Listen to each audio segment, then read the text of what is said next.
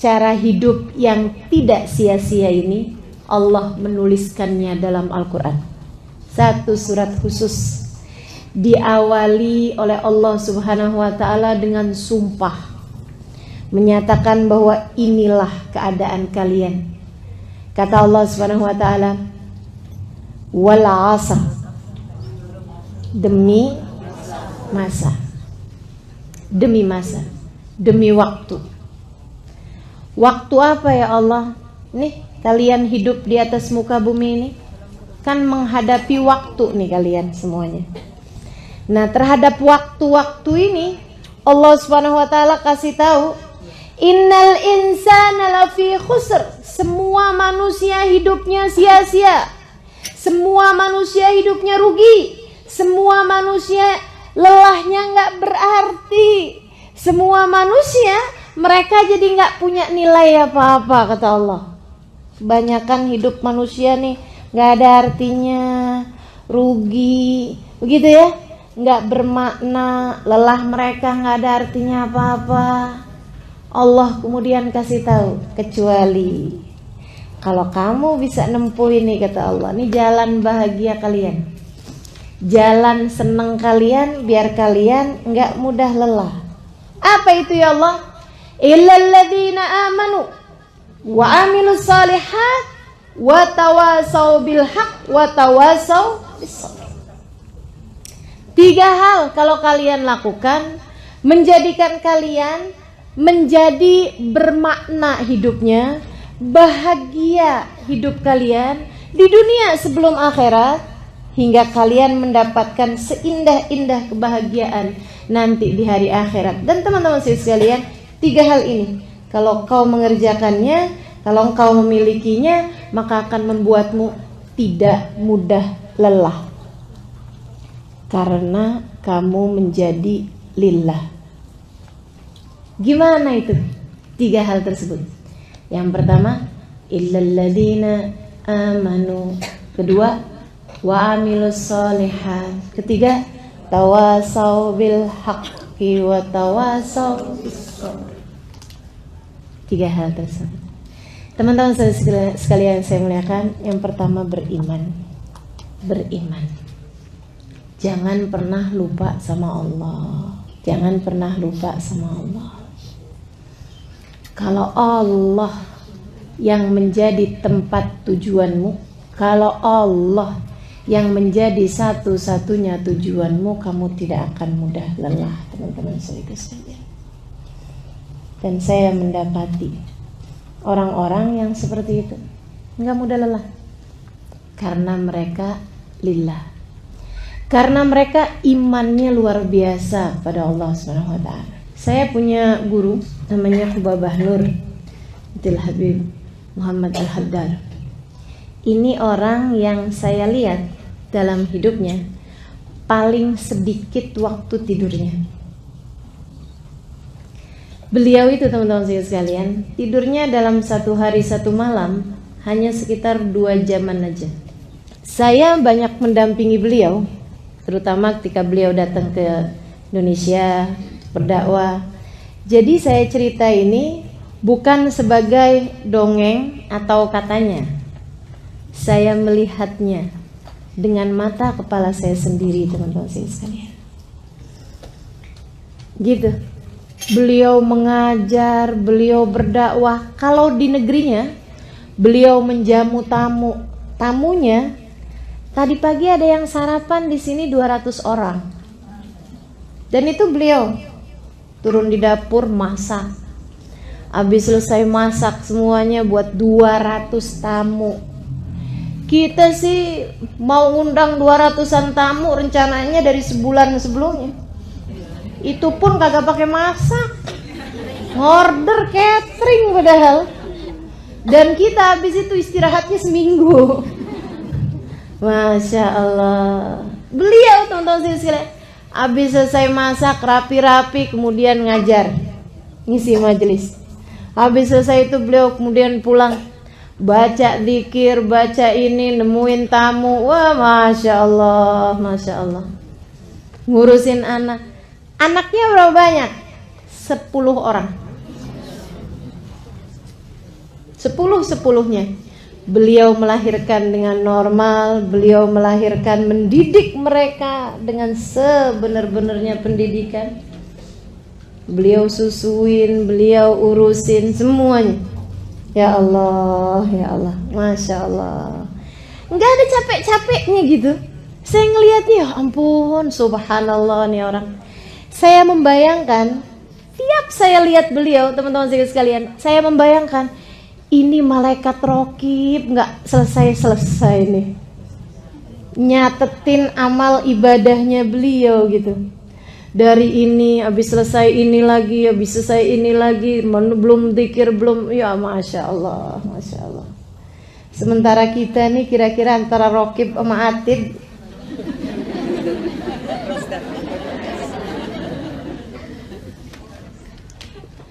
Sehingga sekalian yang saya muliakan, satu hari menantu beliau cerita, waktu kedatangan beliau sekitar 3 tahunan yang lalu, 4 tahunan yang lalu di Indonesia, ada menantunya bercerita.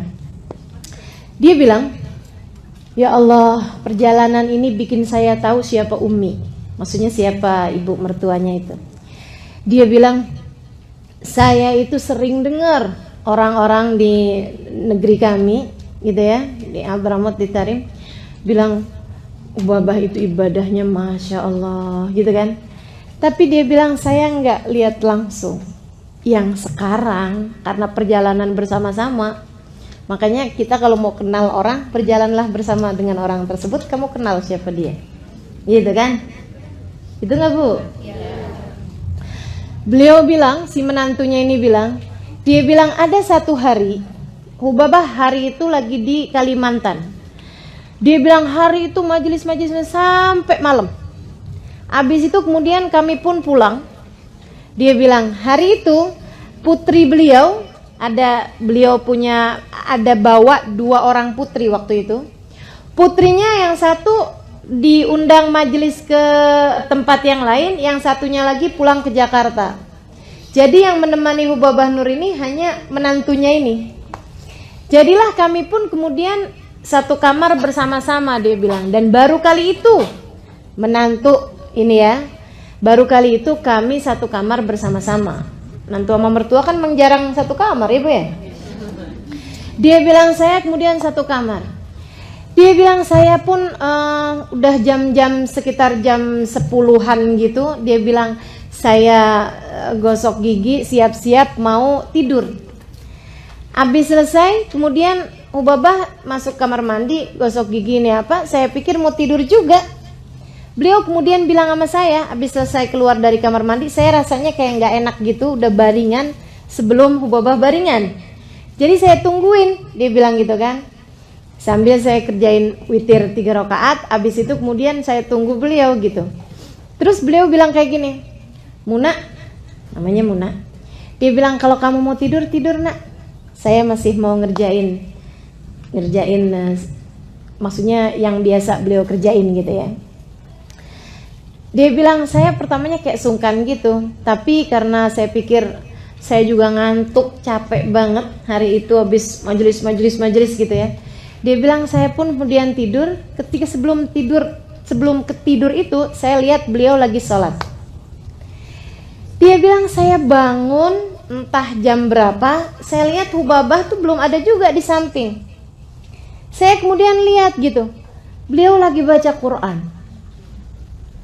Habis itu saya pun tidur lagi. Dia bilang saya kebangun, kayaknya udah jam-jam 2-an gitu. Dan saya lihat tempat tidur di samping nih masih rapi juga gitu. Saya pikir Umi mana sih, udah rada gelap, beliau udah gelapin gitu. Tapi ternyata beliau nggak ada, adanya lagi sujud. Maksudnya nggak lagi baringan di sofa atau apa, tapi masih lagi mengerjakan sholat, masih dengan mukenanya juga lagi sujud. Dia bilang saya pun kemudian tidur lagi yang capek banget gitu ya. Abis itu saya dibangunin, yuk Muna kita sholat subuh nak. Dia bilang dan saya tahu persis karena tempat tidur kami masih rapi, tempat tidur beliau sisinya tuh masih rapi. Dia bilang pagi hari beliau kemudian baca zikir-zikirannya sampai terbit matahari. Habis itu kemudian beliau sholat duha ini apa, habis itu dijemput untuk majelis. Dan beliau datang dengan penuh semangat, habis mandi gitu. Dia bilang, saya dapetin beliau itu nggak ada rasa lelah, nggak ada rasa capek. Saya hanya mendapati beliau sempat ketiduran di dalam mobil ketika membawa kami pergi ke majelis itu.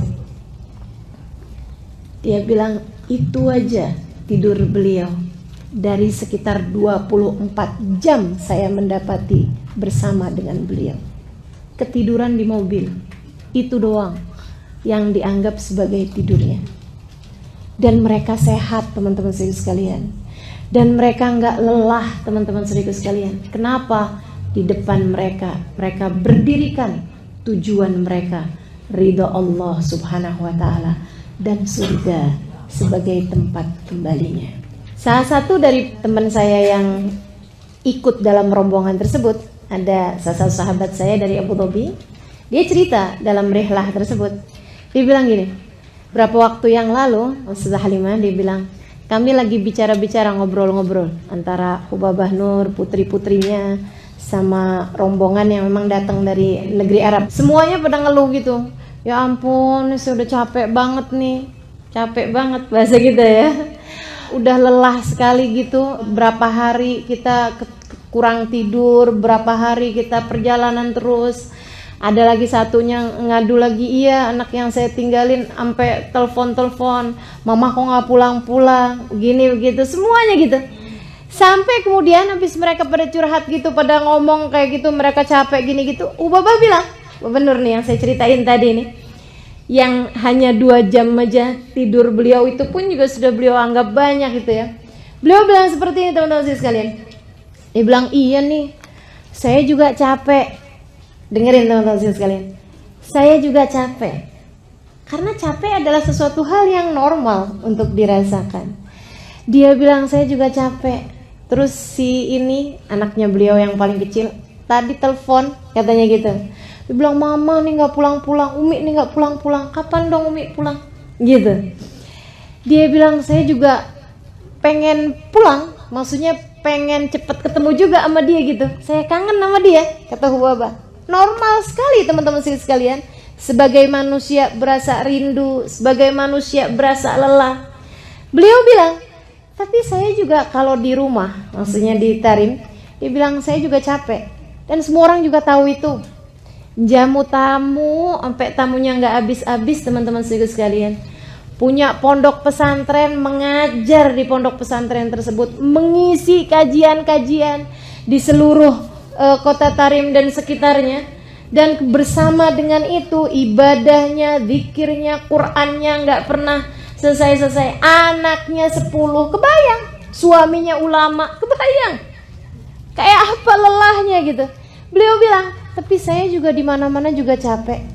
Saya pulang ke rumah pun saya juga capek. Ya udah nggak apa-apa deh. Nih, ini poin nih.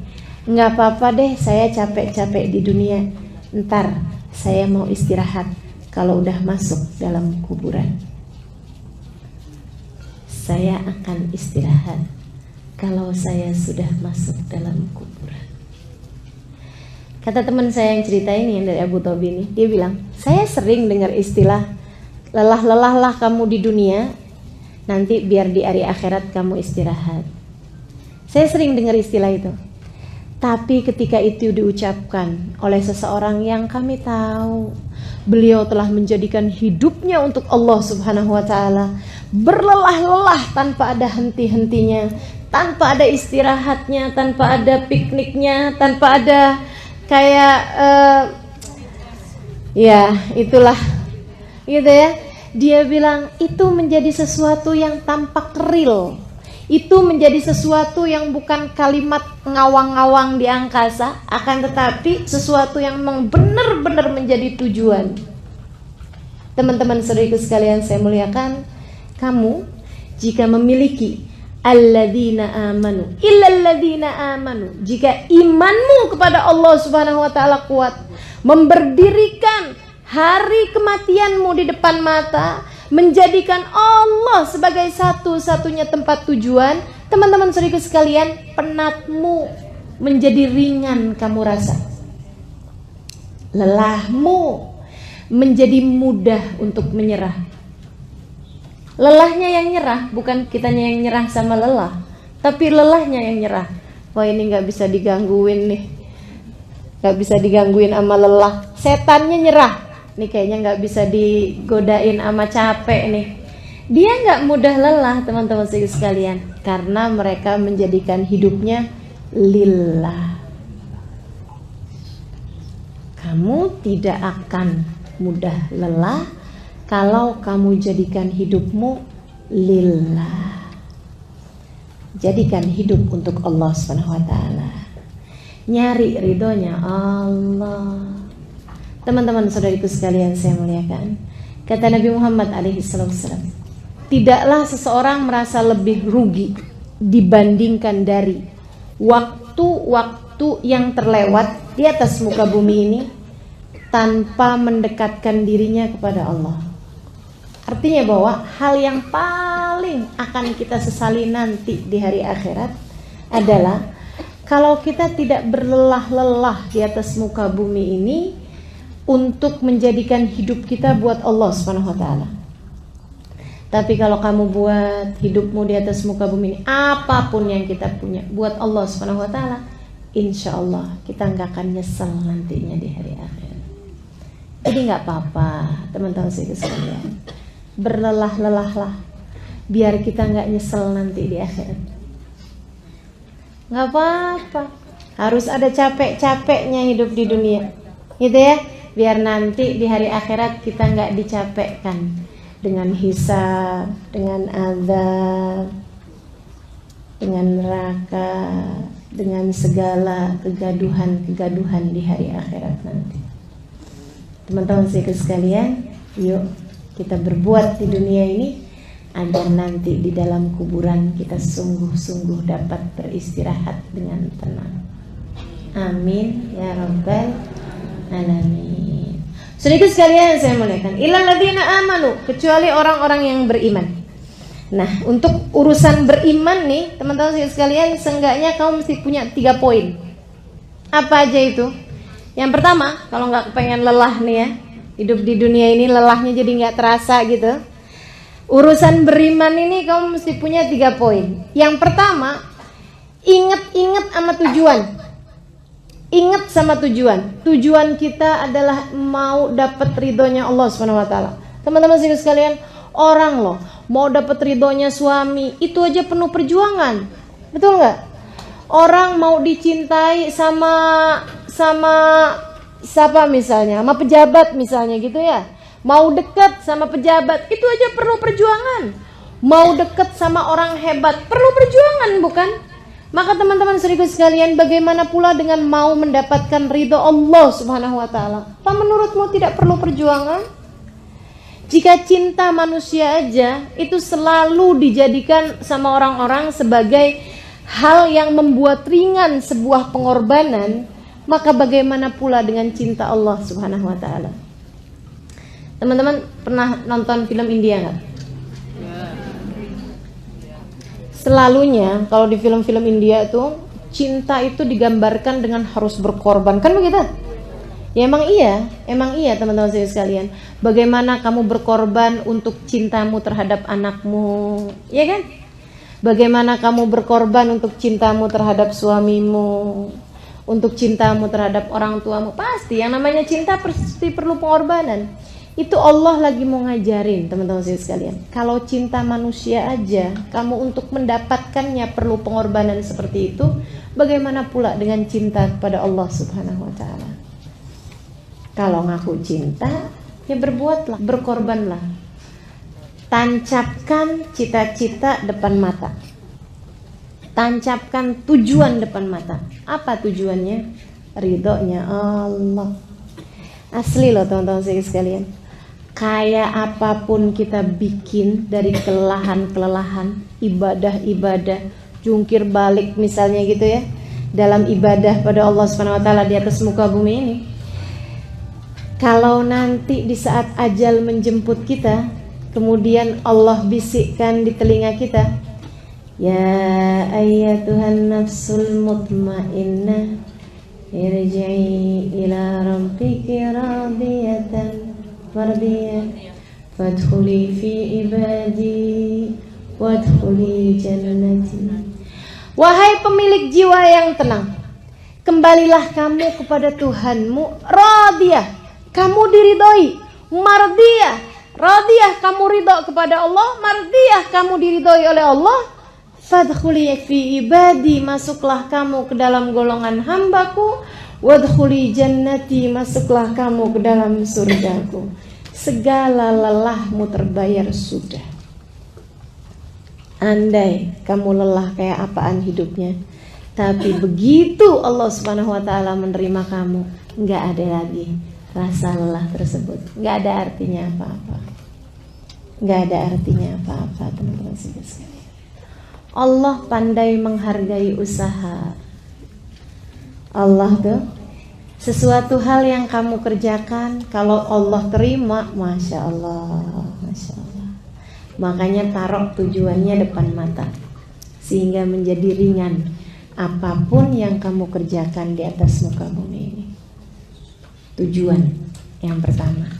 Teman-teman sekalian saya muliakan, paham tujuan. Yang kedua, buat skala prioritas. Kalau kamu beriman, maka buatlah skala prioritas. Gitu ya. Nih hidup kita nih gak ada yang masa percobaan loh. Ada nggak yang hidupnya sekarang ini lagi masa percobaan? Jadi salah-salah nggak apa-apa deh, lagi masa percobaan. Kamu saya kasih 2 kali hidup, gitu ya. Yang sekarang salah-salah nggak apa-apa, nanti habis itu baru benernya ya. Ini nih masih ujian, tapi ujian bayangan. Ujian yang benernya ntar. Ada nggak yang hidup kita kayak gitu? Nggak ada, teman-teman sekalian. Hidupmu yang sekarang inilah dia hidupnya. Kalau kamu kehilangan hidup yang ini, kalau kamu kemudian tidak berbuat di hidup yang ini, kamu gak akan punya apa-apa, teman-teman sekalian. Buatlah skala prioritas. Kalau yang kamu kerjakan di dunia ini hanya untuk dunia, maka dengan apa kamu akan pulang kepada Allah Subhanahu wa ta'ala? Mau bawa apa? Saya mau sholat duha biar rezekinya lancar. Saya mau baca Quran biar suami saya sayang. Saya mau tahajud biar anak dapat kerjaan yang bagus, biar anak bisa sekolah yang bagus, biar anak cepat dapat jodoh. Misal gitu. Teman-teman sekalian yang saya muliakan, tujuanmu ngerjain berbagai macam hal enggak lillah. Tujuanmu menghadapi berbagai macam, menjalanin semuanya cuman karena pengen dunia. Ntar di hari akhirat apa yang kamu mau bawa? Ya Allah, saya punya duha. Kata Allah, duha kamu kan cuman kepengen rezekinya aku tambahin. Sudah aku tambahin tuh waktu di dunia. Saya punya tahajud, ya Allah. Tahajud kamu kan biar waktu itu tanahnya cepet laku. Kan sudah laku. Saya punya Quran, ya Allah. Kamu waktu baca Al-Quran itu kan kepengen disayang sama suami. Sudah aku beri waktu di dunia. Sekarang dengan apa kamu menghadapku? Jadi gak punya apa-apa, teman-teman sekalian. Makanya difahami makna prioritas dalam hidup. Allah dulu. Man wajadallah famalladhi yafqiduh. Katanya seorang ulama, siapa dia mendapati Allah, dia merasa kehilangan dari apa? Orang kalau dapat Allah, dapat segalanya. Wa man lam yajidillah fa ayyu syai'in yajidu. Dan orang yang kehilangan Allah, nggak dapat Allah SWT dalam hidupnya, apa yang dia dapat? Nggak dapat apa-apa. Walaupun kamu kaya, walaupun kamu berpendidikan, walaupun kamu cantik, walaupun kamu disayang sama suami, walaupun kamu dicinta sama anak-anak, walaupun kamu jadi pejabat, walaupun kamu jadi apa aja, selagi Allah murka padamu, kamu tidak ada artinya apa-apa. Pahami prioritas, teman-teman saudara sekalian. Allah Subhanahu wa Ta'ala adalah prioritas kita. Kita kalau paham prioritasnya, insya Allah jadi nggak mudah lelah, saudariku sekalian. Hidup kita adalah tujuannya untuk mencari ridha Allah Subhanahu wa Ta'ala. Kemudian bagi-bagiin yang pinter pahamin prioritas. Oh ini penting nih, ini penting. Jangan sampai kita nih, banyak banget diantara kita suka kelelahan karena yang mestinya nggak dipikirin, yang mestinya nggak dikerjain. Betul nggak? Yang mestinya nggak diomongin. Tuh yang bikin kita pada lelah. Yang mestinya nggak dikerjain. Waduh, dikerjain semua ya. Padahal nggak penting-penting amat gitu, nggak perlu-perlu amat. Contohnya nih, yang nggak mestinya dikerjain, nonton TV, apalagi gosip, apalagi tuh ya. Ya Allah, membahas urusan artis bercerai sampai segitunya. Padahal dari perceraiannya artis itu dia nggak dapat apa-apa juga. Gono gini nggak dapet, tetangga bukan, kenal enggak, dibahas. Ya Allah, mau-maunya gitu. Masya Allah, capek akhirnya. Karena yang nggak mesti dikerjain kamu kerjain, yang nggak mesti diomongin kamu omongin. Nih ya, sama suami diajakin berantem mulu, diajakin bertengkar mulu suaminya. Ya Allah, ya Allah. Teman-teman saudara sekalian saya muliakan, mohon maaf, waktu di Donggala sama Palu kena gempa, kena tsunami itu ya, begitu hanya beberapa detik, hanya beberapa menit, kemudian rusak semuanya, hilang, bahkan ada satu kampung hilang ya, itu ya. Saudara sekalian yang saya muliakan, kebayang nggak di antara rumah-rumah itu tuh yang kemudian temboknya rusak, yang kemudian rumahnya ambruk, yang kemudian dindingnya rubuh dan lain sebagainya. Kira-kira kebayang nih, kira-kira ada nggak gitu waktu mikirin mau ngecat warna apa, suami sama istri pakai berantem dulu? Ada nggak kira-kira? Ada pasti. Sama kita. Kita tuh mau nentuin warnanya dinding aja lo pakai berantem. Maka warna yang ini, jangan dong, itu kan nggak pantas. Masa sih kamar kita warnanya pink? Itu suami kita. Kan jadi ceria gitu bang. Ya Allah, urusan warna aja berantem. Mau milih apa aja bertengkar, mau ini aja bertengkar. Masya Allah, kita tahu bahwa ternyata nggak ada artinya apa-apa. Kalau Allah mau hancurin habis. Dan kemudian kita datang di hari akhirat bawa apa, teman-teman saudariku sekalian? Maka pahami makna prioritas. Jangan segala-gala yang nggak perlu dikerjain. Jangan segala-gala yang nggak perlu diomongin. Jangan segala-gala yang nggak perlu dipikirin. Itu membuatmu jadi cepat lelah. Orang urusannya orang sekampung kamu pikirin semua. Lurah bukan. Ya capek bu. Masya Allah. Pahami makna prioritas. Yang harus kamu kerjakan, kamu kerjakan. Gak ada yang mewakili, misalnya gitu ya. Kan gak ada yang mewakili nih. Kayak mohon maaf, kayak kita kalau kebelet mau kamar mandi kan gak bisa diwakilkan. Iya kan? Nah itu pekerjaan-pekerjaan yang gak bisa diwakilkan harus kita kerjakan. Jadikan prioritas gitu. Teman-teman saya sekalian yang saya muliakan, ada dulu sepasang suami istri lagi jalan. Terus kemudian udah kawin lama nih, bangsa 10 tahun gitu ya kawin. Lagi jalan-jalan, 10 tahun belum lama ya. Kalau pernikahannya betah 10 tahun belum lama. Tapi kalau pernikahannya nggak betah 10 tahun tuh dah. Ya Allah, luar biasa. Teman-teman sekalian, suatu ketika suami istri ini lagi jalan-jalan nih di taman. Di sebuah malam ada bintang-bintang cakep gitu. Lagi jalan gitu kemudian kedengeran suara kuek kuek kuek kuek. Si istri bilang, wah ada ayam. Suaminya bilang, itu bukan ayam sayang, itu bebek. Kata istrinya, ayam kok? Ini istri-istri ini kan suka ngeyel. Kata suaminya, itu bebek sayang. Ayam. Itu bebek. Kalau ayam tuh suaranya nggak gitu. Ayam tuh bunyinya petok. Atau kalau nggak kuruyuk gitu, itu baru ayam. Kalau yang kayak tadi tuh, itu namanya bebek. Ayam, kata istrinya. Bebek, ayam, bebek. Habis itu udah diem. Dua-duanya sama-sama diem.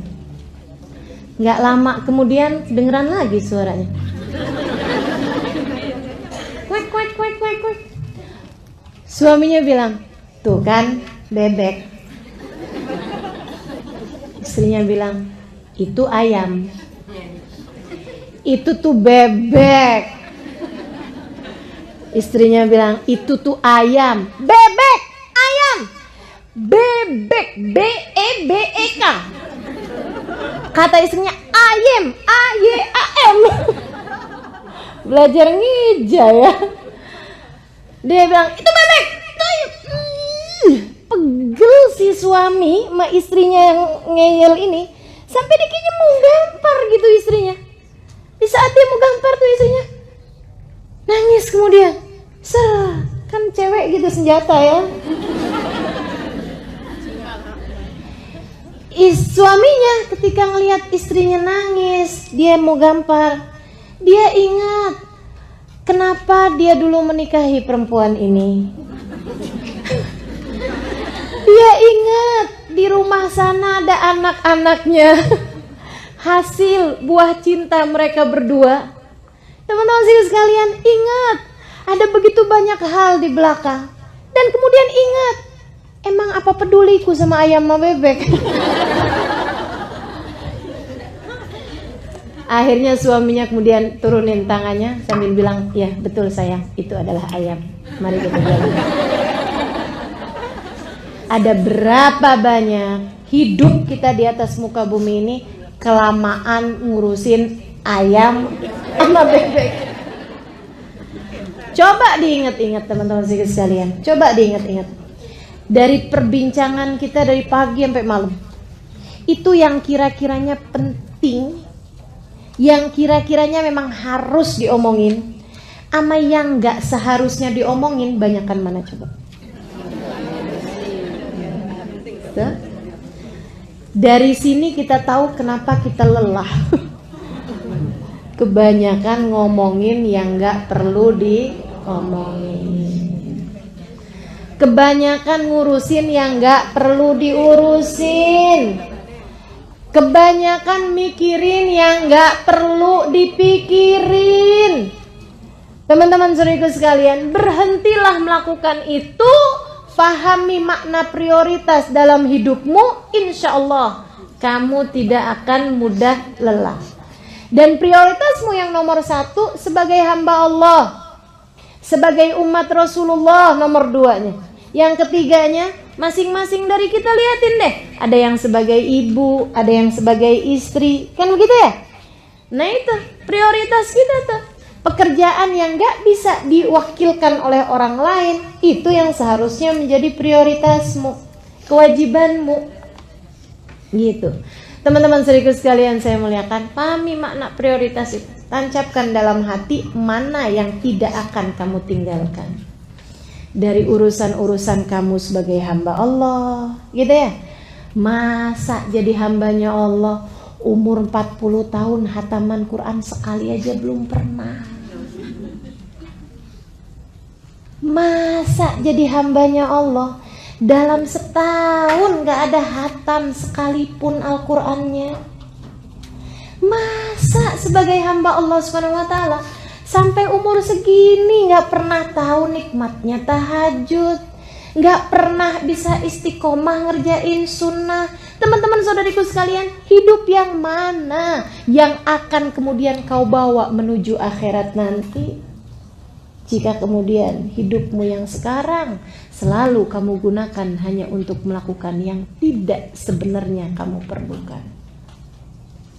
Agar hidupmu tidak lelah, fahami skala prioritas. Mesti cari tahu yang mana yang prioritas dalam hidup kita. Gitu teman-teman sekalian. Nah, buat pahami makna prioritas ini, kamu mesti ngerjain yang ketiganya. Ya. Manajemen waktunya tuh mesti diatur teman-teman sekalian. Manajemen waktunya mesti diatur. Gimana sih caranya ngatur manajemen waktu? Nih ya, ada dulu seorang dosen mau ngajarin manajemen waktu sama mahasiswa-mahasiswinya. Dia bawa di kelas itu batu, kerikil, pasir, air. Dia kemudian menuhi satu ember itu, dipenuhin semuanya sama air. Ketika kemudian semua ember itu isinya dipenuhi dengan air, bisa nggak muat pasir? Nggak bisa muat kan? Bisa nggak kerikil dimasukin di situ? Udah penuh, nggak bisa. Tumpah airnya. Bisa nggak masukin apalagi batu? Nggak bisa. Kalau misalnya di ember itu dimasukinnya pasir, habis dimasukin pasir penuh, bisa nggak dimasukin air? Bisa. Tapi bisa nggak dimasukin kerikil? Nggak bisa. Dia bilang, gimana caranya biar semuanya ini bisa muat? Gini dia bilang, yang pertama kali dimasukin mesti batunya yang besar-besar. Batu yang besar tuh masukin dulu ke ember itu. Set. Habis itu kemudian masukin batu yang kecil-kecil. Masuk tuh batu yang kecil-kecil. Selah-selahnya kemudian masukin pasir. Habis itu kemudian masukin air. Semuanya bisa masuk ke situ. Ini waktu kita tuh kayak gitu, teman-teman sekalian. Tuh ember, tuh waktu yang Allah SWT siapkan modal bagi kita. Yang batu-batu itu, teman-teman sekalian, kewajibanmu kepada Allah, kewajibanmu sebagai hambanya Allah, kewajibanmu sebagai siapapun dirimu di atas muka bumi ini. Wajib makan, kan begitu ya? Iya kan? Nggak bisa diwakilin. Bisa nggak diwakilin? Tolong dong kamu makannya banyakan ya, saya belum sarapan soalnya. Nggak bisa, teman-teman sekalian. Makanya itu jadi prioritas gitu. Harus sholat, kita hamba Allah kok, kan begitu ya. Jangan sampai gara-gara urusan-urusan yang lain sholat sampai nggak keburu. Ini kamu nggak paham makna prioritas namanya. Begitu kan ya?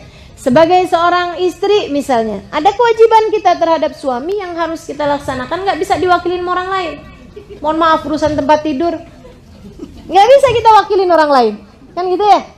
Bang, saya lagi capek nih, yang lain aja ya. Ya, nggak kena gitu. Nah, itu prioritas namanya, teman-teman saudaraku sekalian. Masukkan itu sebagai batu-batu besar dalam kehidupan kita, dalam ember waktu kita ini. Masukkan yang nggak bisa diwakilkan sama orang lain sebagai batu-batu besarnya. Habis gitu kemudian masukkan yang batu-batu kerikil-kerikilnya, keperluan kita, kebutuhan kita, meskipun itu adalah sesuatu hal yang gak wajib, tapi sunnah, gitu ya. Perkara-perkara yang sunnah-sunnah, kita mau sholatnya dengan berjamaah, kan gitu. Kita mau pakai tambahan, ada duha di waktu pagi, ada witir di waktu malam, kan begitu.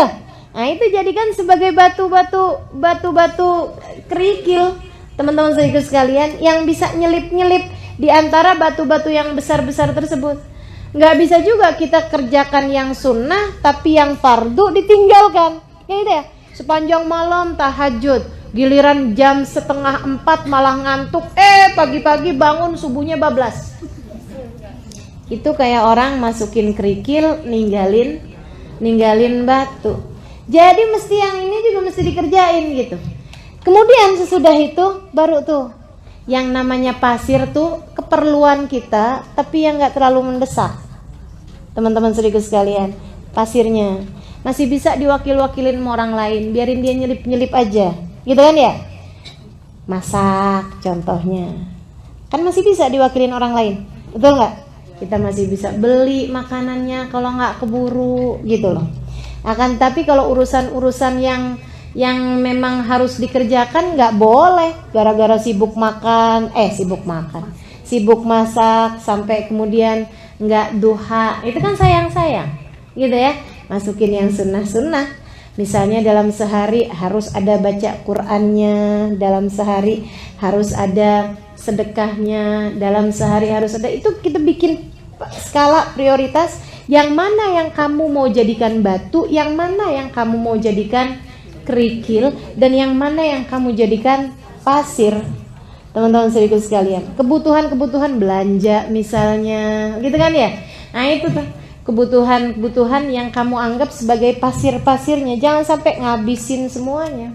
Baru kemudian yang air, hiburan kita. Jadikan airnya aja teman-teman saudaraku sekalian. Dia bakalan nyelip-nyelip kok gitu. Kayak misalnya arisan, kayak misalnya buka media sosial, iya kan ya? Bermedia sosial itu termasuk apaan tuh? Air teman-teman saya sekalian. Dia bakalan nyelip-nyelip. Kamu di kendaraan, di mobil, iseng buka media sosial kan begitu. Kalau kemudian terus aja di situ, sampai segala yang sunnah nggak dikerjain, sampai segala rumah berantakannya kayak apaan, begitu kan ya?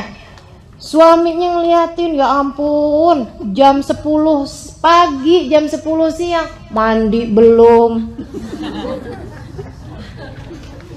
Rumah berantakan, masak kagak, pegang HP aja. Wah, ada berita baru nih bang. Kenapa? Kirain berita penting apa sampai nggak mandi gitu ya.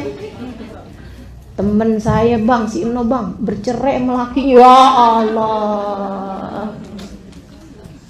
Inna lillahi wa inna ilaihi raji'un. Pahami? Jadi kita tahu mana yang prioritas, mana yang bukan. Gitu teman-teman sekalian. Biar nggak banyak salah-salahnya nih kita ngerjain hidup. Dan yang terakhir dari keimanan ini ya, mesti kita harus bahas amal sama tawasau bil haq, sama tawasau bis sabr. Yang terakhir nih, ini saya sering ditanya, Ustazah itu ada seorang teman saya bilang gini, Ustazah tuh ngajar di majelis kami 13 tahun. Dia bilang dari 13 tahun itu Ustazah nggak pernah sekalipun bolos karena sakit. Teman saya bilang, saya baru kemudian ngeh gitu, iya juga ya, gitu. Alhamdulillah. Cuman kalau ditanyain, emang Ustazah nggak pernah sakit? Ini teman-teman saudaraku sekalian, nih ya, agar kita bisa ngerti caranya jalanin hidup. Yang ketiga nih, bagian dari keimananmu kepada Allah Subhanahu wa taala, bagian dari caramu mengatur cara berpikir nih, Allah kamu jadikan sebagai tujuan. Yang nomor 1 tadi kan ya. Kemudian yang kedua, pahami makna prioritas, maksudnya yang mana yang mesti kita duluin, yang mana yang boleh kita jadikan selingan dan sebagainya. Yang ketiga, teman-teman saudaraku sekalian, jangan biarkan rasamu mengalahkan fakta. Jangan biarkan rasa mengalahkan fakta. Apa tuh? Nih, coba ya. Ada banyak istri-istri yang kemudian udah gak sanggup lagi ngadepin suaminya. Dia lupa fakta bahwa suaminya adalah suaminya hanya karena rasa cemburu misalnya. Itu dia dikalahkan, rasanya mengalahkan fakta. Saya, ketika faktanya saya harus mengajar, saya udah janji mau datang ke Jogja, gitu kan ya? Itu adalah fakta. Faktanya adalah bahwa di jadwal saya tertulis Jogja. Saya akan berusaha untuk rasa apapun jangan mengalahkan terhadap fakta ini. Maka saya sampaikan kepada kawan yang bertanya itu, saya bilang saya bukan berarti nggak pernah sakit, akan tapi saya tidak biarkan rasa sakit mengalahkan kewajiban saya untuk mengajar. Jadi nggak masalah bagi saya mengajar dalam keadaan sakit. Nggak mengapa bagi saya. Saya mengajar dalam keadaan sumpek. Nggak mengapa bagi saya. Saya mengajar dalam keadaan kesel. Nggak apa-apa, asal jangan kelihatan itu bagi yang mendengarkan. Kan begitu? Saya tidak mau rasa tersebut mengalahkan fakta, teman-teman saudaraku sekalian. Berapa banyak di antara kita ini yang jadi kecapean sendiri karena urusan rasa. Karena saudariku sekalian yang saya muliakan, yang kebanyakan kelelahan lah, sakit lah, apa segala macam, itu bukan karena kelelahan badan loh, tapi kelelahan perasaan, kelelahan pikiran. Oh ibu-ibu nih coba perhatiin, kalau lagi suasana hati dilanda cemburu sama suami, coba ibu ingat-ingat bisanya ngapain? Nah itu, masak nggak bisa, bersih-bersih nggak bisa, tidur yang jadi istirahat aja nggak bisa, makan nggak enak, katanya gitu ya, atau malah makan mulu. Masya Allah bu, betapa mudahnya perasaanmu mengalahkan rasamu. Jangan biarin, biar kamu tidak mudah lelah, teman-teman saudariku sekalian. Kamu lagi berasa capek, anak datang, mah liatin deh mah hasil kerjaan saya. Nah itu, teman-teman saudariku sekalian, rasamu jangan mengalahkan fakta bahwa anak datang minta perhatian. Kan begitu ya? Tanggalkan rasamu, dahulukan fakta tersebut. Oh iya, coba sini mama lihat. Bagus nak gambarnya. Gitu teman-teman saya sekalian. Gak apa-apa gitu. Saya sering kok ngajar dalam keadaan sakit. Saya sering kok ngajar dalam keadaan sakit kepala. Saya sering berbicara dalam keadaan hati saya sebenarnya lagi gak enak, malah justru itu ngobatin. Selesai ngajar, selesai ini jadi lebih ngerti malahan, jadi lebih bisa ngontrol emosi malahan. Masya Allah. Jadi jangan biarkan fakta yang ada mengalahkan perasaan. Ingat-ingat itu teman-teman saudariku sekalian. Lagi kesel sama suami, jangan mengalahkan fakta bahwa dia adalah suamimu. Halo?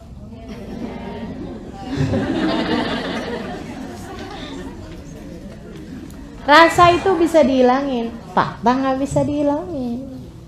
Fakta nggak bisa dihilangin. Maka jangan pernah biarkan yang perasaan itu mengalahkan fakta. Nih ya, ada orang marah-marahin kita, itu fakta. Tapi kamu jawabnya itu rasa kamu. Kamu nanggepinnya itu adalah rasa kamu. Dan rasa itu masih bisa kamu ganti-ganti. Tinggal terserah kamu aja mau dirasain apaan. Ada orang ngata-ngatain gitu ya. Ada seorang ngata-ngatain ulama nih ibu-ibu teman-teman saya sekalian. Dasar anjing kamu. Mohon maaf nih ya, saya harus sebutkan. Dibilang dasar anjing kamu. Ini fakta. Kan gitu ya. Ada orang marah-marah sama kita. Ini fakta teman-teman saya sekalian. Namun bagaimana kamu menanggapinya, ini adalah rasa. Saudariku sekalian yang saya muliakan, si ulama ini ketika dibilangin dasar anjing kamu, beliau kemudian liatin nih, bagaimana dia fakta tidak mau mengalahkan rasa. Maksudnya jangan sampai perasaan mengalahkan faktanya gitu. Beliau kemudian bilang begini nih, makasih ya atas pujiannya. Gimana sih, saya nggak lagi muji kamu kok. Oh, saya dengarnya sebagai pujian, itu kan terserah saya mau nanggepinnya dengan rasa apa. Dia bilang sebab saya lihat nggak ada binatang lebih menyenangkan majikannya daripada anjing. Saya berharap andai saya menjadi anjing bagi majikan saya, Allah Subhanahu Wa Taala. Gitu teman-teman sekalian. Nih sekarang saya tahu rasanya adalah gerah. Jangan sampai itu mengalahkan fakta. Apa faktanya? Faktanya kita perlu konsentrasi mendengarkan kajian. Ini fakta. Faktanya kita sedang berada di majelis ini mendengarkan kajian. Ini fakta. Jangan sampai kita kemudian dikalahkan sama rasa gerah. Kipas-kipasan nggak apa-apa, tapi jangan sampai ada yang memutuskan, aduh nggak kuat dah saya. Aduh, saya mau keluar aja dah. Gitu ya. Teman-teman sekalian saya muliakan, kalau bicara tentang rasa, antara duduk diam mendengarkan dalam keadaan gerah dengan duduk sambil berbicara, kira-kira gerahan siapa? Jangan biarkan rasa mengalahkan untuk membuatmu tidak lelah. Berpikirnya seperti itu teman-teman saudaraku sekalian. Biar banyak benernya kita dalam hidup nih, ya. Baik, saudaraku sekalian saya muliakan, illalladzina amanu. Iman kepada Allah Subhanahu wa taala, jangan pernah mengalahkan perasaan-perasaanmu. Berpikir tentang tujuan, jangan sampai kamu mau dikalahkan dengan keadaan apapun. Fahami yang mana yang prioritas dalam hidup sebagai penghambaanmu kepada Allah Subhanahu wa taala, teman-teman sekalian. Itu. Kemudian yang kedua, katanya Allah Subhanahu wa taala dalam Al-Qur'an, wa amilus sholihat. Orang yang hidupnya tidak sia-sia, orang yang hidupnya bermakna adalah mereka-mereka yang selalu amilus sholihat. Kerjakan kebaikan. Kerjakan kebaikan, baik kebaikan antaramu dengan Allah Subhanahu wa taala ataupun kebaikan dengan antaramu dengan sesama manusia, teman-teman sekalian. Kerjakan kebaikan untuk dirimu sendiri. Kerjakan kebaikan untuk dirimu sendiri. Kerjakan kebaikan yang menjadi jalanmu dengan Allah Subhanahu wa taala. Kerjakan kebaikan. Hidup ini pokoknya amilus sholihat tuh jangan pernah jauh-jauh. Sebab beriman doang tanpa amilus sholihat nggak ada artinya apa-apa, teman-teman sekalian. Selalu aja kalau kita liatin, pasti tuh antara iman sama amal baik tuh pasti nyambung. Selalu aja gitu. Lalladzina amanu wa amilus sholihat. Lalladzina amanu wa amilus sholihat. Kayaknya Allah lagi mau bilang bahwa kamu iman doang tapi nggak mau kerja, nggak ada artinya apa-apa juga. Gitu. Jadi kalau kamu mau hidupnya menjadi bermakna, ini jangan pernah jauh-jauh dari amilus sholihat. Berbuat kebaikan. Berbuat kebaikan dibagi dua, teman-teman sekalian. Kerjakan yang disuruh, sama yang kedua tinggalkan yang dilarang. Gitu. Tinggalin yang dilarang. Allah nggak bolehin, ya udah tinggalin. Allah nggak bolehin hutang riba. Jangan mau berhutang. Berhutang riba, tinggalin. Abisnya gimana ya ustazah kalau nggak kayak gitu? Nanti kita nggak dapat utangan, gitu. Itu disebabkan karena kurang amanu di atas tadi itu. Kamu nggak tahu yang ngasih rizki itu cuma satu loh, Allah Subhanahu wa taala. Gitu ya. Jangan sampai itu tuh yang kamu pikir, kalau saya nggak berhutang, saya nggak akan bisa makan, saya nggak akan bisa bayar cicilan, saya nggak akan bisa ini. Itu perasaan loh, bukan fakta. Kan begitu ya? Bukan fakta, teman-teman saudaraku sekalian. Ada jalan-jalan lain yang banyak ketika kita kemudian ada kesulitan-kesulitan. Jangan jadikan larangan Allah sebagai satu-satunya jalan. Saya sakit tipes, gitu kan ya, kemudian berobat sama dokter dikasih obat cacing. Teman-teman sekalian, orang tipes banyak obatnya cacing loh. Bukan obat cacing bukan. Maksudnya obat sakit cacing bukan. Akan tetapi cacing ditumbuk dibikin obat gitu. Itu obatnya sakit tipes. Terkenal itu ya. Bahkan sirup-sirup itu juga terdiri dari cacing juga untuk sakit tipes itu. Teman-teman saudaraku sekalian yang saya muliakan. Nah ini, apakah itu benar-benar bisa ngobatin? Iya betul. Akan tetapi selain daripada itu yang dilarang, katanya Nabi Muhammad SAW, kami tidak, Allah Subhanahu wa taala tidak menciptakan obat dari sesuatu yang najis. Artinya bahwa selain daripada obat yang najis tersebut pasti ada obat yang suci. Jadi kamu jangan berobat dengan sesuatu hal yang najis. Soalnya kalau nggak berobat sama ini kita nggak sembuh-sembuh. Siapa bilang? Yang ngasih sembuh cuman satu, namanya Allah. Jangan pernah menjadikan sesuatu yang haram sebagai pilihan dalam hidup. Jangan pernah jadikan sesuatu yang haram sebagai pilihan dalam hidup. saya kerja nih, tapi di perusahaan nggak bolehin saya pakai jilbab. Gimana nih? Ya udah, habisnya mau gimana lagi? Ya udah deh, terpaksa. Nggak ada ceritanya, teman-teman sekalian. Nggak ada ceritanya. Jadi gimana dong kalau kayak begitu? Ya itu tadi, jangan pernah jadikan sesuatu yang haram sebagai pilihan. Yang ngasih rezeki Allah Subhanahu wa taala. Yang ngasih sembuh Allah Subhanahu wa taala. Satu hari saya kena tipes. Nih ya, satu hari saya sakit tipes. Dan itu benar-benar karena memang waktu itu, subhanallah juga, waktu itu saya nggak ada majelis, tapi ada bepergian untuk satu acara yang saya tidak mengisi. Jadi nggak wajib datang sebenarnya. Ya, acara itu akan dilaksanakan ada atau tidak ada saya gitu ya. Mau menghadiri satu acara gitu kan. Tapi nggak berbicara karena memang acaranya acara laki-laki besar begitu kan ya. Saya cuma datang untuk ikut hadir aja. Saudara sekalian, saya kemudian sakit tipes. Saya bilang sama dokter yang salah satu dari jamaah saya juga. Saya bilang, "Bu dokter, saya jangan dikasih obat cacing ya." Kata dokternya, "Iya Ustazah, tapi biasanya rada lamaan nih Ustazah kalau nggak pakai cacing itu." Saya bilang, nggak apa-apa Bu dokter, saya nggak jadi soal berapa lama saya sakit, tapi yang pasti saya nggak mau berobat dengan yang najis. Baik Ustazah. Dikasihlah sama dia pil-pil yang memang nggak mengandung cacing. Saya tanya sama dokter itu, "Dok, ini sakit tipes biasanya berapa lama?" Paling cepat 5 hari Ustazah. Paling cepat 5 hari. Tapi karena Ustazah nggak pakai cacing ya, saya nggak tahu berapa lama bisa sembuhnya. Saya bilang, "Saya rasa 3 hari." "Kenapa gitu Ustazah?" Saya bilang, "Karena waktu yang saya nggak ngajar 3 hari. 3 hari kemudian, hari keempat saya sudah kembali mengajar teman-teman saudara sekalian." Apa udah nggak sakit? Ada sih sisa-sisanya, tapi saya masih bisa jalan, saya masih bisa bicara dalam hari yang keempat itu gitu.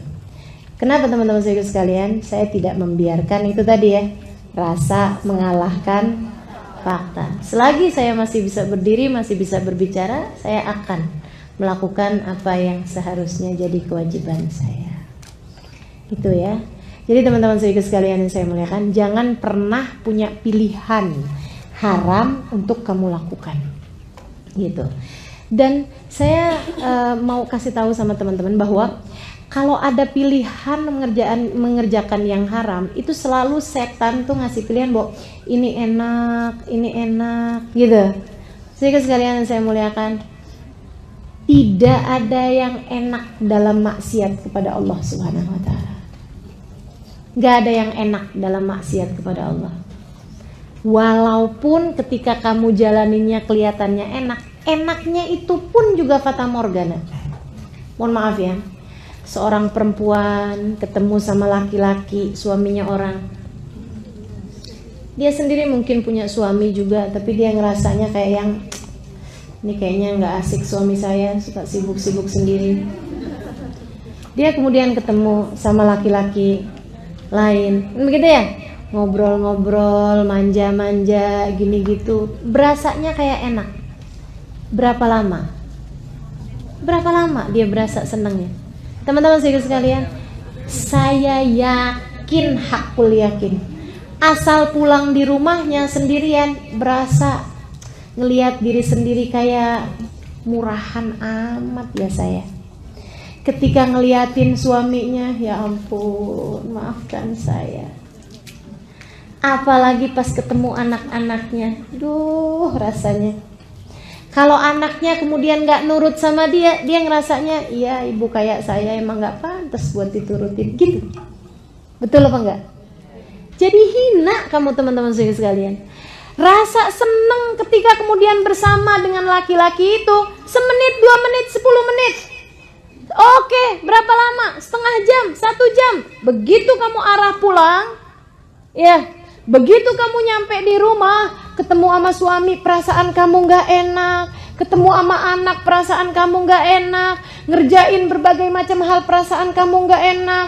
kemudian bawaan sumpek mulu, bawaan pengen marah mulu, bawaan kesel mulu, bawaan ya Allah. Berapa lama? Berjam-jam, bahkan berhari-hari sesudahnya. Saya ketika satu waktu saya bikin satu video, saya cerita bahwasanya nggak ada cara memuliakan hidup lebih daripada taat kepada Allah SWT. Orang ketika lagi berbuat maksiat di diskotik misalnya, dia mabuk-mabukan, dia bercanda-bercanda sama temen-temennya, dia jejingkrakan, berasa kayak seneng gitu kan. Terus dia pulang, begitu nyampe di rumahnya, dia kemudian berasa sumpek, berasa sedih, berasa gak enak, hidupnya hampa, berasa waduh tersiksa luar biasa. Dia pikir karena dia udah kepengen kangen lagi sama teman-temannya. Bukan teman-teman saya sekalian, akan tetapi disebabkan karena hatimu rindu kepada Allah Subhanahu wa taala. Karena rohmu kepengen sama Allah Subhanahu wa taala. Itu saya ketika bikin video itu kemudian saya sebarkan gitu ya. Kamu harus tahu bahwa tidak ada cara buat membuat hatimu senang, hidupmu bahagia, tidak berasa lelah, tidak depresi, tidak sumpah kecuali dengan ngerjakan taat kepada Allah Subhanahu wa taala. Ada seorang kawan, dia bilang, "Ustazah kok tahu banget sih Ustazah? Emang Ustazah pernah ngalamin?" Saya bilang, "Ngalamin apa? Di diskotik gitu, mabok-mabokan?" "Enggak lah," saya bilang. "Kok Ustazah tahu persis gitu rasanya?" Dia bilang, "Saya Ustazah ngalamin masa-masa itu." Dia bilang saya lagi bandel gitu kan. Dia bilang saya pergi ke diskotik, saya mabuk-mabukan, saya bercanda-bercanda sama teman-teman saya, jejingkrakan gini gitu segala macam. Dia bilang sampai pulang. Nanti begitu nyampe di rumah, glosor saya Ustazah di lantai rumah saya, di kamar saya. Dia bilang saya menangis, saya ngerasa ya Allah kok sedih banget hidup saya. Saya ngerasa jadi orang paling malang di dunia. Gitu aja terus. Dia bilang, saya pikir wah ini kurang banyak maboknya. Besoknya saya mabok lagi. Gitu. Dia bilang besoknya lagi saya pulang kayak gitu lagi. Nangis-nangis sendiri, depresi sendiri, susah-susah sendiri. Emang bener. Nggak ada jalan membuat hidupmu bahagia, teman-teman saya sekalian, kecuali dengan taat kepada Allah Subhanahu wa taala.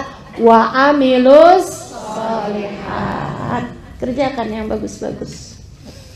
Tahajud, sebut-sebut nama Allah. Wah, luar biasa. Itu bahkan kamu nangis pun nangisnya enak. Betul nggak? Nangis pun nangisnya enak juga, teman-teman saya sekalian. Kamu berdoa manggil nama Allah, ya Allah, lihatin saya apa ya Allah, lihatin saya Allah, ini hambamu yang satu ini nggak ngerti caranya jalanin hidup kalau engkau tidak mengajarkannya padaku. Ya Allah, tolong saya ya Allah, tolong saya ya Allah. Teman-teman saudariku sekalian yang saya muliakan, itu bahkan kamu menangis, bahkan kamu merasa bersedih hati gitu, tapi habisnya tuh lega, enak, senang, karena di situ surga kita, karena di situ bahagia kita. Teman-teman saudariku sekalian yang saya muliakan, saat kamu pandangi suamimu, kemudian kamu bilang, ya Allah Bang, andai waktu bisa kuulang, tak akan ku memilih pasangan lain selain dirimu. Teman-teman saudariku sekalian, kamu ngomongnya senang, suami dengernya senang, kan begitu ya? Betul apa enggak? Coba bandingkan dengan kamu ketika kesel sama suami kamu, kemudian kamu bilang bahwa saya tuh sepanjang kawin sama kamu gak ada seneng-senengnya, tahu gak sih? Wow. Yang mana yang surga, yang mana yang neraka? Kamu bisa bayangkan. Saudariku sekalian yang saya muliakan, jangan sampai setan atau orang-orang di luaran sana itu memberikan kepadamu surga yang padahal sejatinya neraka. Atau sebaliknya, mereka tuh bilang bahwa itu neraka padahal sebenarnya surga. Teman-teman saudariku sekalian, jangan sampai mengelabuimu itu. Makanya yang punya suami, suaminya sayangin beneran. Jangan sayang suami orang. Sayangi suamimu, nikmati nikmati suamimu, gitu ya. Udah diterima tuh. Yang nggak punya suami, nikmati kebebasanmu. Mau pergi ke majelis nggak harus ada yang diizinin, kan gitu. Bener apa enggak? Surga apa bukan? Surga, teman-teman saya sekalian. Jadi nyari surgamu masing-masing. Yang memang beneran surga, nah itu dia tuh. Amilus sholihat, gitu. Jangan pernah jadikan perkara yang haram sebagai pilihan. Jangan pernah pilih yang haram sebagai pilihan. Baik, teman-teman sekalian saya muliakan, yang terakhir. Oh ya, sebelum saya ke yang watawasau bil haq tawasau bis sabr ini ya. Teman-teman sekalian, amilus sholihat. Beneran, orang yang menjadikan hidupnya buat Allah dan dia mengerjakan kebaikan-kebaikan, itu udah kayak di surga sebelum surga loh. Saya Ramadan yang lalu melaksanakan ibadah umroh.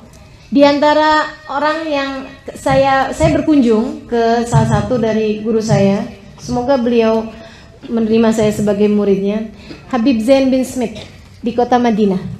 Beliau adalah ulama terkemuka, teman-teman saya sekalian, ilmunya kayak lautan, gitu ya. Tinggalnya di kota Madinah. Saya bincang-bincang sama putri beliau, namanya Hubabah Rodiyah. Saya tanya, gimana kabarnya Habib Zain? Dia bilang, Habib Zain, Halimah, Habib Zain, dia ada dalam surganya sendiri. Beliau kemudian cerita, saya tuh Halimah, kalau lagi sama Abah, sama Walid, dia bilang, kalau saya lagi sama Abah nih di rumah sini, beliau punya rumah sendiri, udah punya anak, bahkan udah punya cucu, anaknya Habib Zain ini ya. Rumahnya beberapa rumah aja dari situ, jalan kaki dia dari rumahnya ke rumah Abahnya. Dia bilang, saya kalau lagi di rumah Abah, rasanya kayak lagi di surga. Abah baca Quran, kita baca Quran bareng, kita baca sholawatan bareng, baca dzikir bareng, sholat berjamaah, Abah ngupas tafsirnya Quran, Abah bicara tentang hukumnya apa, gitu kan ya. Abah bicara tentang para nabi, cerita tentang orang soleh, cerita tentang para salaf, orang-orang yang terdahulu gitu ya, yang sudah meninggal dunia gitu, cerita tentang gurunya, cerita tentang, Masya Allah, kayak di surga. Dia bilang, semua kebaca, semua terlaksana, semua kebaikan-kebaikan semuanya.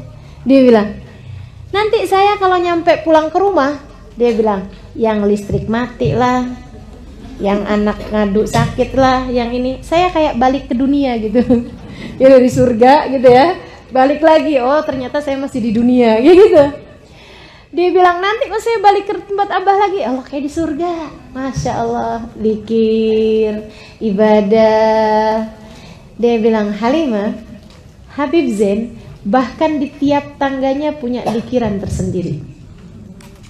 Jadi sekedar turun dari tangga itu udah punya zikiran-zikirannya, teman-teman saudara sekalian. Yang beliau menentukannya untuk diri beliau sendiri. Saya setiap turun tangga zikirnya ini, saya setiap jalan dari situ ke situ zikirnya ini, saya setiap ini, semuanya. Masya Allah, teman-teman saudara sekalian. Dan mereka adalah orang-orang yang paling bahagia hidupnya di dunia ini. Hamba-hamba Allah yang tidak pernah putus dari wa'amilus sholihat. Jangan pernah berpikir bahwasanya maksiat, bahwasanya perbuatan dosa adalah sesuatu yang dapat membahagiakan di hidupmu di dunia ini, apatah lagi di akhirat.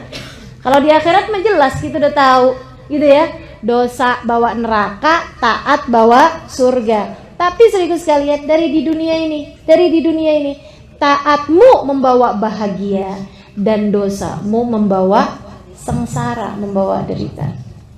Itu. Jadi wa'amilus sholihat. Teman-teman sekalian, yang terakhir, yang ketiga, kalau kamu ingin hidupmu di atas muka bumi ini tidak mudah merasa lelah, kamu harus punya senjata yang ketiganya. Apa itu? Tawasau bil haq wa tawasau bis sabr. Saling nasihat menasehati dalam kebenaran, saling nasihat menasehati dalam kesabaran. Artinya apa? Namanya juga saling, artinya jangan pernah sendiri. Kalau kamu pengen ringan, gitu ya teman-teman sekalian, harus saling menguatkan. Kalau kamu mau ringan perjalananmu di atas muka bumi ini, harus saling mengingatkan, harus saling meringankan. Makanya kemudian yang ketiga ini bolehlah kalau kita sebut sebagai ukhuwah. Kalau kamu mau hidupmu itu menjadi hidup yang bermakna, hidup yang bahagia, milikilah orang-orang di sekitarmu yang dapat membawamu kepada jalan Allah Subhanahu wa ta'ala. Harus ada orang di sekitarmu dan dirimu sendiri yang bisa tawasau bil haq wa tawasau bis sabr. Teman-teman saudariku sekalian yang saya muliakan, saya pernah dengar istilah seperti ini. Kalau kamu mau berjalan cepat, berjalanlah sendirian. Kalau kamu mau berjalan panjang, lama, berjalanlah bersama-sama. Nah, hidup menuju surga selalu adalah perjalanan yang panjang. Maka jangan kerjakan dengan sendirian. Kamu harus punya sekurangnya 3 orang, ke atas, ke samping, sama ke bawah. Siapa itu? Yang ke atas, orang tua. Orang ya ini ya, kita lagi bahas ukhuwah ya. Yang ke atas orang tua, yang harus kamu muliakan, yang harus kamu siap penerima nasihat.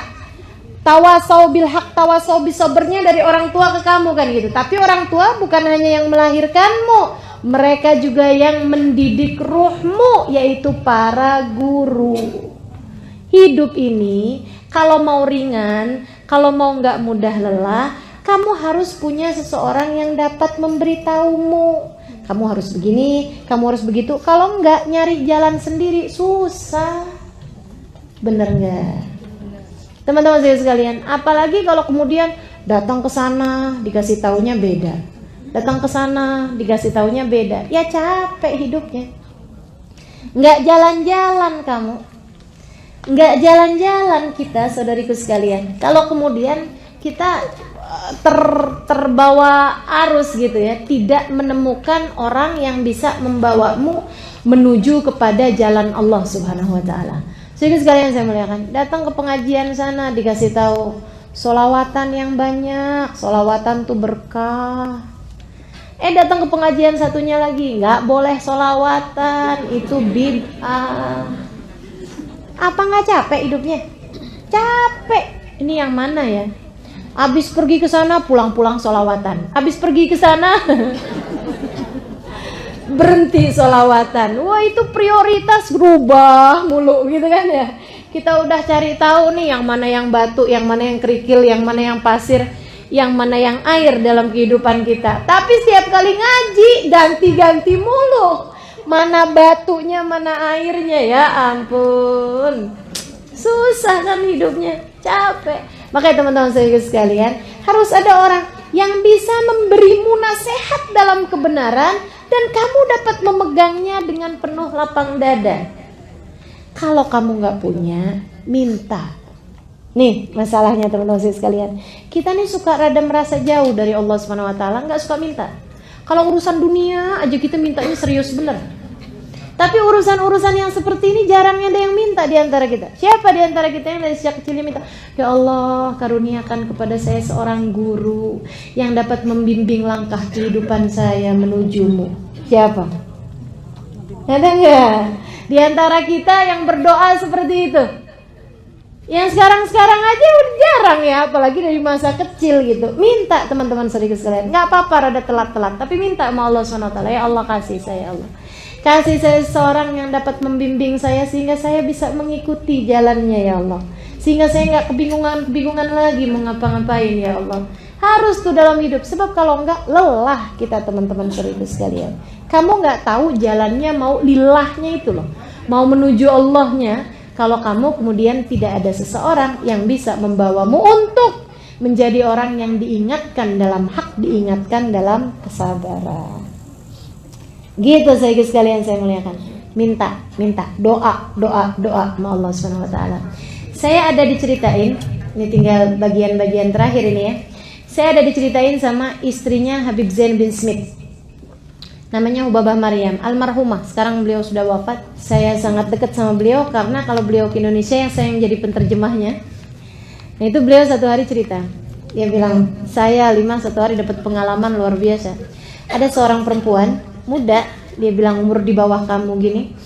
Dia bilang dia datang ke rumah saya, bertamu di rumah kami. Dia bilang, saya ketika menemui dia lagi ngeliatin fotonya Habib Zain. Habib Zain yang tadi saya ceritain, yang setiap tangganya aja punya zikir, itu ya. Itu beliau perempuan ini lagi ngeliatin fotonya Habib Zain, diliatin gitu, pandangin. Habib Zain sudah sangat tua ya, usianya mendekati 80-an tahun. Terus dia bilang, saya ketika masuk ke ruangan itu, Assalamualaikum. Terus dia bilang, Waalaikumsalam warahmatullah. Terus dia salam, terus dia nanya gitu, Ibu istrinya Habib Zain? Dia bilang, iya saya istrinya, saya Hubabah Maryam. Akhirnya kemudian dia ngobrol. Dia bilang, Hubabah, saya itu alhamdulillah selama ini suka baca kitabnya Imam Ghazali, suka baca Quran, suka baca tafsir, suka belajar. Dia bilang, dan saya kerjain amalan-amalan tahajud ini apa semuanya kerjain. Dia bilang, tapi saya ngerasa kalau saya tuh nggak punya guru. Jadi saya pun minta sama Allah. Nih ya, saya pun minta sama Allah, ya Allah kasih saya guru, ya Allah, saya guru yang dapat membimbing saya di kehidupan dunia ini. Biar saya nggak bingung, biar saya nggak salah gitu. Kasih saya guru. Dia bilang, tadi malam saya tuh tidur, kemudian saya bermimpi saya dibangunin oleh seseorang, tapi nggak pakai nyentuh. Di mimpinya itu cuman bilang Gumi. Saya pun bangun, dia bilang, dalam mimpi saya itu saya bangun dan keadaan saya seperti saya tidur itu. Maksudnya memang keadaannya kayak gitu. Kemudian yang membangunkan saya itu adalah seorang laki-laki usia sekitar 70-an tahun, pakai gamis, pakai pakai surban. Dia kemudian bilang begini nih, Gumi, bangunlah nak, sholat witirlah. Nabi Muhammad bilang, man lam yutir falaysa minna. Siapa yang gak witir, dia bukan termasuk dari kelompok kita. Bangun ayo witir, gitu. Saya kemudian ngerasa bahwa ini adalah ijabah doa saya, bahwa Allah memberikan kepada saya guru. Jadi saya pun nanya gitu sama beliau dalam mimpi saya, siapakah gerangan dirimu ini? Maksudnya man antum gitu loh, siapa engkau gitu. Dia kemudian menjawab, Ana Zain bin Smith. Saya adalah Zain bin Smith. Teman-teman sekalian, dia bilang saya kebangun dan saya ngerasa senang banget, alhamdulillah Allah saya kasih guru dalam hidup. Saya buru-buru wudhu, saya kemudian sholat witir. Dia bilang abis itu kemudian pagi-pagi saya googling, baru-baru aja ya berapa tahun yang lalu. Saya googling itu Zain bin Smith siapa sih gitu. Saya tulis namanya gitu, Zain bin Smith. Saya mau tahu gitu itu orang abad kapan, ulama kapan. Ternyata ketika saya lihat, tahulah saya bahwa beliau adalah masih hidup dan tahulah saya bahwa beliau tinggalnya di Madinah. Saya cari tahu alamatnya Hubabah. Pagi ini saya datang ke rumah ini untuk datang kepada Hubabah dan untuk datang kepada Habib Zain. Terimalah kami sebagai muridmu. Jadi teman-teman sekalian, mintalah kepada Allah guru yang membimbing dalam kehidupanmu itu, biar kamu nggak bingung-bingung, biar kamu nggak lelah. Saudariku sekalian saya muliakan, dan Allah belum tentu kemudian memberikan kepadamu guru di dunia, maksudnya guru yang masih hidup. Bisa jadi juga kalau dijabah sama Allah SWT, Allah langsung membimbingmu bisa, tapi tidak kemudian menjadikan, nih ya bahayanya orang kalau nggak punya guru. Jangankan orang yang gak punya guru, orang yang belajar dari kitab tanpa guru, mangkana syekhuhu kitabuh, kana iblis yakunu syekhuh. Siapa yang belajar hanya dari buku, gak ada gurunya, gak ada pemandunya, maka setan yang akan datang sebagai gurunya. Baca Quran dipaham-pahamin sendiri, pakai dari terjemahan pula. Teman-teman saudara sekalian, yang ada salah-salah kita. Makanya minta sama Allah Subhanahu wa taala, minta doa, minta sama Allah Subhanahu wa taala, ya Allah kasih saya guru yang membimbing saya. Itu kalaupun nggak dikasih orang yang masih hidup, Allah akan karuniakan kepadamu guru-guru yang sudah meninggal dunia mungkin, yang akan terus membimbingmu, atau yang pastinya seperti dituliskan oleh Syekh Abu Bakar Syato dalam kitabnya I'anatul Talibin, man aktsar minas salati 'alan nabi sara nabi sallallahu alaihi wasallam syekhu. Siapa yang banyak selawatannya kepada Nabi dan dia doa minta sama Allah, ya Allah karuniakan kepada saya seorang guru, ada banyak di antara mereka yang Nabi Muhammad kemudian menjadi guru dalam hidupnya. Jadi kamu akan selalu terbimbing teman-teman saudara sekalian, nggak akan pernah salah memilih-milihnya, gitu kan ya? Jadi kayak dipandu gitu, kayak ditunjukin gitu, nggak kayak kedengeran. Jangan berpikir ini sesuatu yang mistik ya. Jangan berpikir kemudian akan ada orang yang kemudian nuntun kamu, pegangin kamu, itu enggak gitu. Tapi terbimbing dalam hidup. Paham maksud saya? Terbimbing dalam hidup teman-teman sekalian. Ada banyak di antara kita yang kalau lagi dalam keadaan gelisah, dalam keadaan kacau hidup kita misalnya, kita kemudian dimimpiin sama nenek kita, kakek kita, dikasih tahu, misalnya gitu. Ada nggak? Ada pasti, teman-teman sekalian. Nah ini bahwa ada banyak di antara para kekasih Allah, bahkan mungkin nabinya Allah Subhanahu wa taala, yang meskipun mereka sudah tidak ada di atas muka bumi ini, dapat menjadi semacam mentor, dapat menjadi semacam pembimbing bagi orang-orang yang hidup di atas muka bumi ini. Ala kulli hal, kalaupun tidak seperti itu, orang yang selalu minta kepada Allah Subhanahu wa taala pastilah akan diijabah. Allah Subhanahu wa taala akan tunjukkan kepadamu dengan sendirinya siapa yang seharusnya kamu dengarkan, siapa yang seharusnya tidak perlu kamu dengarkan. Karena teman-teman sekalian, kalau kita buka YouTube misalnya, itu ucapan-ucapan para ulama-ulama kan bisa saling berbeda-beda banget. Bener nggak? Menanggapi kasus-kasus yang terjadi aja bisa yang satu di ujung, yang satu di ujung. Terhadap misalnya, mohon maaf, pembakaran kalimat la ilaha illallah yang ada dalam bendera, kan begitu ya? Itu bisa yang satu berpendapatnya, yang satu bisa berpendapat sebaliknya, teman-teman saudara sekalian. Maka begitu banyaknya hal yang membingungkan di atas muka bumi ini, kita akan semakin bingung kalau kita nggak punya guru. Minta sama Allah SWT, ya Allah kasih saya, Allah kasih saya. Kalau kita minta, insya Allah dikasih Allah SWT. Gitu ya.